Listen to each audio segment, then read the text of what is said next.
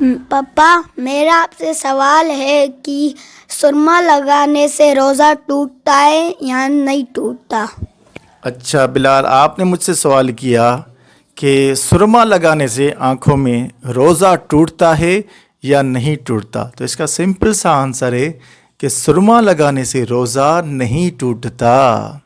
पापा, एक दूसरा सवाल है कि तेल लगाने से रोज़ा टूटता है या नहीं टूटता।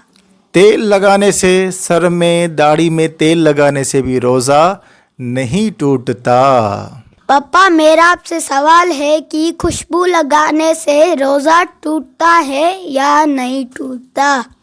खुशबू लगाने से, इत्र वगैरह लगाने से, परफ्यूम लगाने से, उससे भी रोज़ा नहीं टूटता।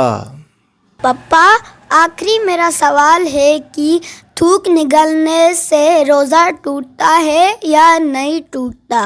अच्छा, ये देखा गया है बच्चों को भी और बड़ों को भी कि वे रोज़े की हालत में बार बार थूकते रहते हैं। शायद वो ये समझते हैं कि अगर हम थूक निगलेंगे रोज़े की हालत में तो हमारा रोज़ा टूट जाएगा। तो याद रखें, रोज़े की हालत में थूक निगलने से रोज़ा नहीं टूटता।